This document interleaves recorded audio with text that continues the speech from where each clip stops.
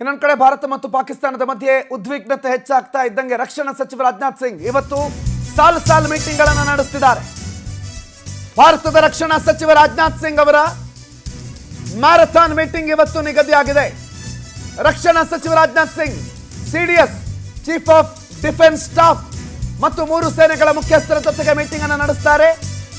ಅದಲ್ಲದೆ ವಿದೇಶಾಂಗ ಸಚಿವಾಲಯ ಸುದ್ದಿಗೋಷ್ಠಿಯನ್ನು ಕೂಡ ನಡೆಸಲಿಕ್ಕಿದೆ. ಪಾಕ್ ಮೇಲೆ ನಡೆದ ದಾಳಿ ಬಗ್ಗೆ ಈ ಸುದ್ದಿಗೋಷ್ಠಿಯಲ್ಲಿ ಮಾಹಿತಿ ಕೊಡೋ ಸಾಧ್ಯತೆ ಇದೆ. ವಿಡಿಯೋ ಸಾಕ್ಷಿ ಬಿಡುಗಡೆ ಮಾಡೋ ಸಾಧ್ಯತೆ ಇದೆ. ಭಾರತದ ಹಣೆ ಬರಹ ಪಾಪ, ಎಂಥ ಅಟ್ಯಾಕ್ ಮಾಡಿದ್ರು ಇಲ್ಲಿ ನಮಗೆ ಸಾಕ್ಷಿ ಕೊಟ್ಕೊಂಡು ಕೂರ್ಬೇಕು. ನಾವು ವಾರ್ ಮಾಡಿದ್ದೀವಿ, ನಾವು ಅಟ್ಯಾಕ್ ಮಾಡಿದ್ದೀವಿ, ನೋಡಿ ಇಲ್ಲಿದೆ ಅಂತೇಳಿ ಸಾಕ್ಷಿ ಕೊಡದ ಹೊರತು ಪಾಪ ಭಾರತದವ್ರು ಕೆಲವರು ನಂಬೋದಕ್ಕೆ ರೆಡಿ ಇರಲ್ಲ.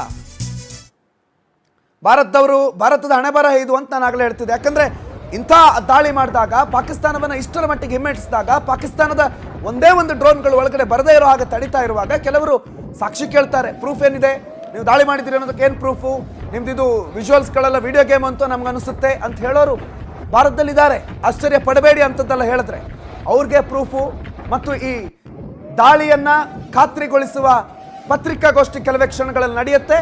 ಮತ್ತು ಈ ದಾಳಿಯನ್ನ ಕ್ಯಾರಿ ಮಾಡಿರುವ 3 ಸೇನೆಗಳ ಮುಖ್ಯಸ್ಥರನ್ನ ಚೀಫ್ ಆಫ್ ಡಿಫೆನ್ಸ್ ಸ್ಟಾಫ್ ಈ ಯುದ್ಧದ ಯಾವುದೇ ಸಂದರ್ಭ ಮಾಹಿತಿ ಇದ್ರೆ ಅದನ್ನ CDS ಕೊಡಬೇಕು ರಾಜನಾಥ್ ಸಿಂಗ್ ಅವರಿಗೆ.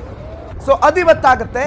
ನಿನ್ನೆ ರಾತ್ರಿ ನಡೆದಿರುವ ಕಂಪ್ಲೀಟ್ ಕಾರ್ಯಾಚರಣೆಯ ಮಾಹಿತಿಯನ್ನ ರಾಜನಾಥ್ ಸಿಂಗ್ ಅವರಿಗೆ ಇವತ್ತು CDS ಕೊಡ್ತಾರೆ ಮತ್ತು ಅವ್ರ ಜೊತೆಗೆ 3 ಸೇನೆಯ ಮುಖ್ಯಸ್ಥರಿರ್ತಾರೆ. ಮುಂದಿನ ಕಾರ್ಯಸೂಚನೆಗಳು ಸರ್ಕಾರದ ಕಡೆಯಿಂದ ಏನು ಹೋಗೋದು ಬಾಕಿ ಇಲ್ಲ. ಸರ್ಕಾರ ಕ್ಲಿಯರ್ ಆಗಿ ಹೇಳಿದೆ. ಸರ್ಕಾರದಲ್ಲಿ ಏನು ಈಗ ಸರ್ಕಾರಕ್ಕೆ ಮಾಡೋದೇನು ಪಾತ್ರ ಇಲ್ಲ. ಇನ್ನೆಲ್ಲವೂ ಕೂಡ ಭಾರತೀಯ ಸೇನೆಗೆ ಬಿಟ್ಟಿರೋದು. ಭಾರತದ 3 ಸೇನೆಗಳು ಅವರು ಬೇಕಾದಂಥ ಕಾಲ್ ಅನ್ನು ತಗೋತಾರೆ. ಈ ಪಾಕಿಸ್ತಾನದ ದಾಳಿಯನ್ನ, ಪಾಕಿಸ್ತಾನದ ಅಟ್ಟಹಾಸವನ್ನ, ಈ ಪಾಕಿಸ್ತಾನದ ಈ ಭಂಡ ಧೈರ್ಯವನ್ನು ಹಿಮ್ಮೆಟ್ಟಿಸೋದಕ್ಕೆ ಏನು ಮಾಡಬೇಕು, ಎಲ್ಲಿಂದ ಪ್ಲಾನ್ ಮಾಡಬೇಕು, ಮಿಸೈಲ್ ಬಿಡಬೇಕಾ, ಫೈಟರ್ ಜೆಟ್ಗಳನ್ನು ಕಳಿಸ್ಬೇಕಾ ಅಥವಾ ನೌಕಾಪಡೆಯಿಂದ ದಾಳಿ ಮಾಡಬೇಕಾ, ಎಲ್ಲವೂ ಕೂಡ ಆರ್ಮಿಗೆ ಬಿಟ್ಟಿರೋದು, 3 ಸೇನೆಗಳ ಮುಖ್ಯಸ್ಥರಿಗೆ ಬಿಟ್ಟಿರೋದು.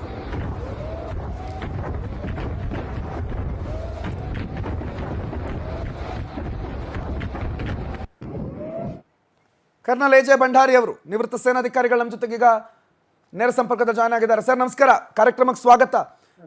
ನಾವು ಇದನ್ನೇ ಮಾತನಾಡ್ತಿದ್ವಿ ಕಳೆದ 4-5 ದಿನಗಳಿಂದ, ಯುದ್ಧ ಆಗುತ್ತಾ ಅಂತ. ಕನ್ವೆನ್ಷನಲ್ ವಾರ್ ಅಂತಿತ್ತು, ಬಟ್ ಈಗ ವಾರೇ ಅಂತ ಹೇಳ್ಬಹುದಾ ಸರ್ ಇದನ್ನ? ನಿನ್ನೆ ನಡೆದಂತ ದಾಳಿ ನೀವು ಇದನ್ನ ಹೇಗೆ ವಿಶ್ಲೇಷಣೆ ಮಾಡ್ತೀರಿ?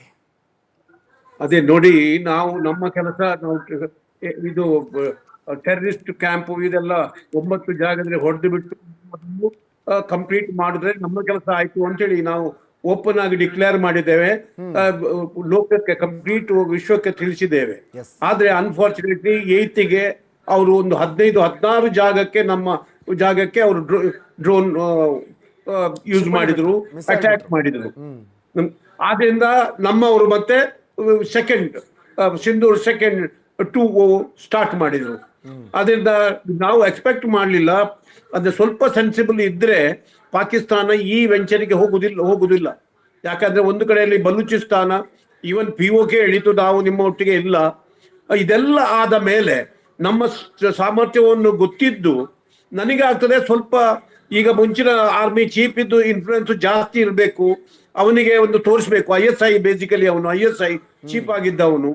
ಗವರ್ಮೆಂಟ್ ಮತ್ತು ಆರ್ಮಿಯಲ್ಲಿ ಮೇಲ್ತವನು ಇಲ್ಲ. ಅದು ಸ್ವಲ್ಪ ಫೋರ್ಸ್ ಆಗಿ ಅವರು ಅದಕ್ಕೆ ಸ್ಟ್ರೆಸ್ ಮಾಡಿರ್ಬಹುದು. ಸ್ವಲ್ಪ ನಾವು ಇದು ಡ್ರೋನ್ ಅಟ್ಯಾಕ್ ಮಾಡಿಬಿಟ್ಟು 15-16 ಜಾಗಕ್ಕೆ ನಾವು ಹೊಡೆದ ಹಾಗೆ ಹೊಡೆದು ಬಿಟ್ಟು ಮತ್ತೆ ಏನಾದ್ರು ಥಿಂಕ್ ಮಾಡುವ ಅಂತೇಳಿ ಇತ್ತ ಏನು ಅವರ ಮನಸ್ಸಿನಲ್ಲಿ. ಈ ಎಲ್ಲ ಅವರ ಡ್ರೋನ್ ಅಟ್ಯಾಕ್ ಫೇಲಿಯರ್ ಆಯಿತು. ಮತ್ತೆ ಇದನ್ನು ಆದ ಕೂಡಲೇ ನಮ್ಮವರಿಗೆ ಆಲ್ರೆಡಿ ಸ್ಯಾಂಕ್ಷನ್ ಆಗುಂಟು to take whatever action required. ಯಾವಾಗ ಅವರು ನಮಗೆ ಪುನಃ ಅಟ್ಯಾಕ್ ಮಾಡಿದ್ರು ನಮ್ಮವರೆಲ್ಲ ಹೋದ್ರು, ಇನ್ಕ್ಲೂಡಿಂಗ್ ರಾವಲ್ಪಿಂಡಿ, ಇಸ್ಲಾಮಾಬಾದ್, ಅಲ್ಲಿ ಎಲ್ಲ ಬಿಟ್ಟು ದಾವೂದ್ ಇಬ್ರಾಹಿಮಿನ ಜಾಗಕ್ಕೂ ಟ್ರೈ ಮಾಡಿದ್ದಾರೆ. ಮತ್ತೆ ಜೈಷ್ ಎ ಮೊಹಮ್ಮದ್ ಮನೆಯವರೆಗೂ ಹೋಗ್ಬಿಟ್ಟು ಅಟ್ಯಾಕ್ ಮಾಡ್ಲಿಕ್ಕೆ ಟ್ರೈ ಮಾಡಿದ್ದಾರೆ. ಇದರಲ್ಲಿ ಕರಾಚಿ ಏರ್ಪೋರ್ಟು ಅದು ಹೋಯ್ತು ಕಂಪ್ಲೀಟ್. ಏರ್ ಫೋರ್ಸ್ ಮತ್ತೆ ನೇವಿ 2 ಸೇರಿ ಅದನ್ನು ಕಂಪ್ಲೀಟ್ ಡಿಸ್ಟ್ರಾಯ್ ಮಾಡಿದ್ರು. ಏರ್ ಸ್ಟ್ರೈಕು ಮತ್ತೆ ಅವ್ರದ್ದು ರೇಡಾರ್ ಅನ್ನು ಎಲ್ಲ ಮುಚ್ಚಿಸಿಬಿಟ್ಟೆವು.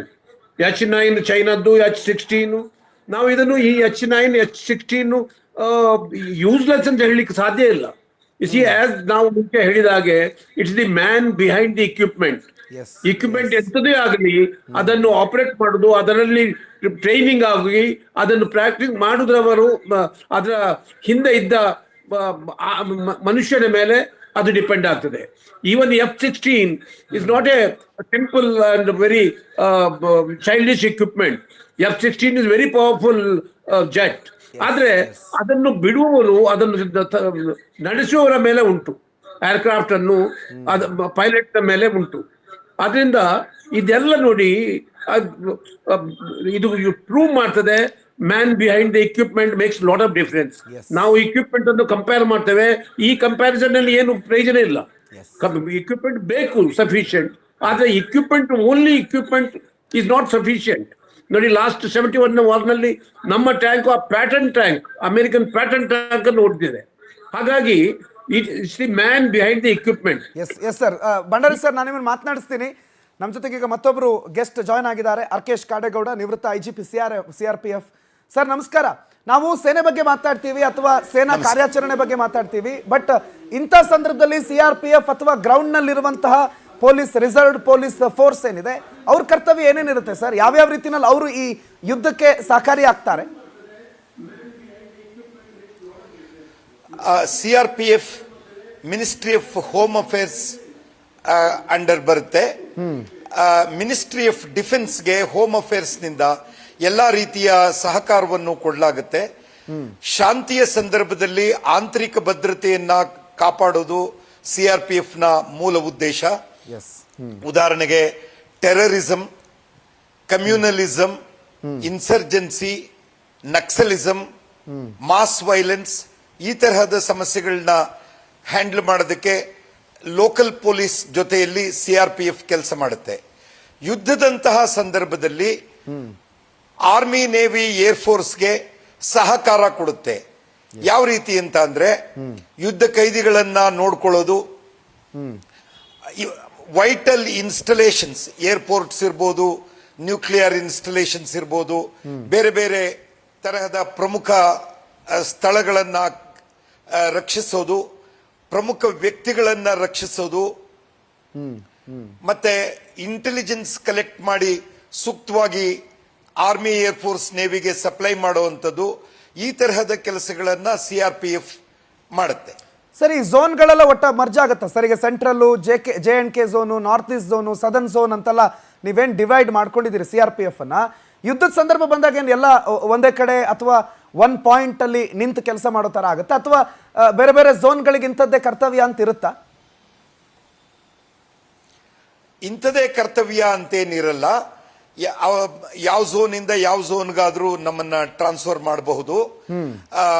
ಅವರು ಎಲ್ಲಾ ಝೋನ್ಗಳಿಗೂ ಒಂದು ಸೆಂಟ್ರಲ್ ಹೆಡ್ ಕ್ವಾರ್ಟರ್ಸ್ ಇರುತ್ತೆ, ಅಲ್ಲಿ ಕಂಟ್ರೋಲ್ ರೂಮ್ ಇರುತ್ತೆ, ಅದರ ನಿರ್ದೇಶನ ಡೈರೆಕ್ಟರ್ ಜನರಲ್ ಆಫ್ ಪೊಲೀಸ್ ಮಾಡ್ತಾ ಇರ್ತಾರೆ. ಸೊ ಹೀಗಾಗಿ ಮರ್ಜ್ ಮಾಡುವ ಅವಶ್ಯಕತೆ ಇಲ್ಲ. ಆಯಾ ಕ್ಷೇತ್ರದಲ್ಲಿ ಯಾರ್ಯಾರಿದ್ದಾರೆ ಅಲ್ಲಲ್ಲೇ ಅವರು ಕಾರ್ಯನಿರ್ವಹಿಸ್ತಾರೆ. So everybody is equal with reference to their power, ಅಥವಾ ಅವರ ಸ್ಟ್ರೆಂತ್, ಅವರ ಈ ಯುದ್ಧದ ವಿರುದ್ಧ ಅಥವಾ ಈ ಪಾಕಿಸ್ತಾನದ ವಿರುದ್ಧ ಹೋರಾಡೋ ಶಕ್ತಿ ವಿಚಾರಕ್ಕೆ ಬಂದಾಗ,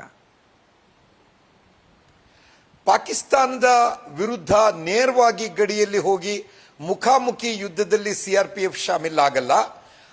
ಇವತ್ತು ಪಾಕಿಸ್ತಾನ ಅದರ ವೀಕೆಸ್ಟ್ ಪೊಸಿಷನ್ ನಲ್ಲಿದೆ.